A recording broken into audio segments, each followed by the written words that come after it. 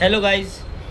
तो आज हम देखेंगे कि ये टैब हैंग होता है। इससे पहले मैंने आपको बताया हूँ कि एप्लीकेशन कैसा अपडेट करना है और सॉफ्टवेयर कैसा अपडेट करना है। अब मैं बताने चाह रहा हूँ, अगर आपके पास इसके अंदर से भी फिर भी हैंग होता है टैब, तो देख लेना कि आपकी मेमोरी कितनी है इसके अंदर। अगर रैम मेमोरी कम है तो भी हैंग होता है, तो अपने को कैचे मेमोरी क्लियर करना पड़ता है।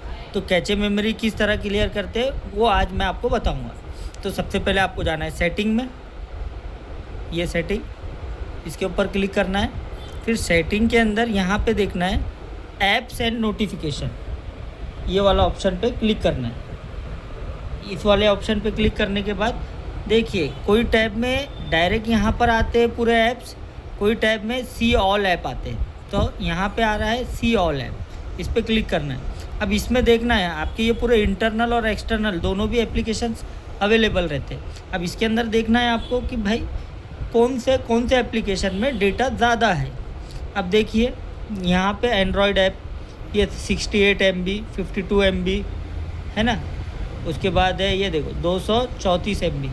ये ऐसा पूरा देखते हुए जाना है। जिस ऐप में आपको ऐसा लगा कि यार यहाँ पे हमारा डेटा बहुत ज़्यादा गया है और वो ऐप हमारे ज़्यादा किसी काम का नहीं है।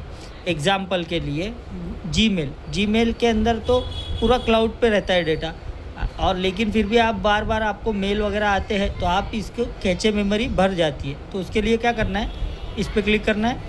क्लिक करने के बाद यहाँ पे स्टोरेज एंड कैचे, इसके ऊपर क्लिक करना है। स्टोरेज एंड कैचे के ऊपर क्लिक करने के बाद यहाँ पे आता है क्लियर स्टोरेज और क्लियर कैचे।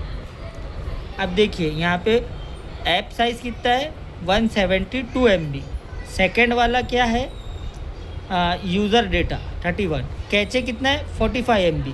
अगर आपका टैब का रैम अगर कम है 45 MB, उससे इफ़ेक्ट होता है। तो अब जीमेल है, इसके अंदर तो आपका क्या है कि डेटा जो है पूरा क्लाउड पे सेव होता है, तो आपको कोई इशू नहीं। डायरेक्ट क्लियर स्टोरेज पे क्लिक करना है और क्लियर कर देना है।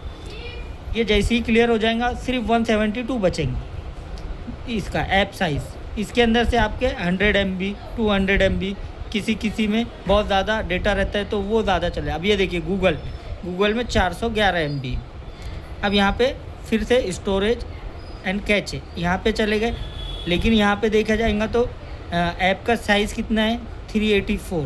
अब यहाँ पे क्लिक करके देखना है, इससे भी कुछ फ़र्क पड़ने वाला नहीं है अपने को, तो अपन ये कर सकते हैं। इसी तरह आपको सभी एप्लीकेशन को कैचे मेमोरी क्लियर करना है। अब जैसा कि मान लो मैसेज है, बहुत सारों के टेक्स्ट मैसेज काम के रहते, एक या दो, उसका स्क्रीनशॉट ले लो, या फिर आपको अगर काम का है तो ठीक, नहीं है तो आप उसको डिलीट करते हो। तो कैचे मेमोरी में से डिलीट नहीं होता, वो जो डिलीट होता है वो होता है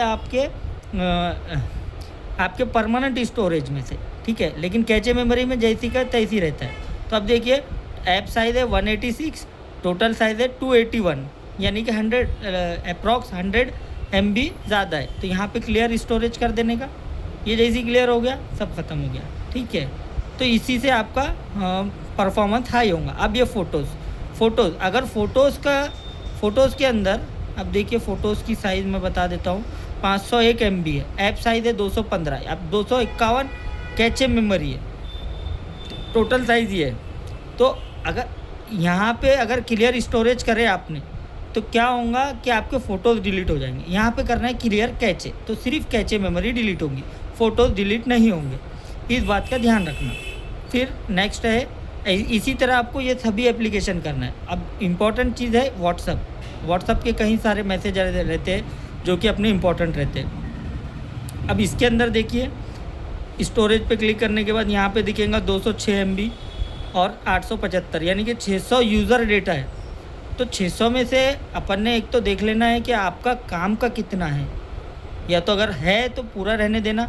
अगर यहाँ से अपने क्लियर स्टोरेज करें तो व्हाट्सअप फिर से रीस्टार्ट हो जाएगा और आपका पूरा डेटा डिलीट हो जाएगा। तो इस चीज़ का ध्यान रखना, ठीक है। तो चलिए, थैंक यू गाइज़।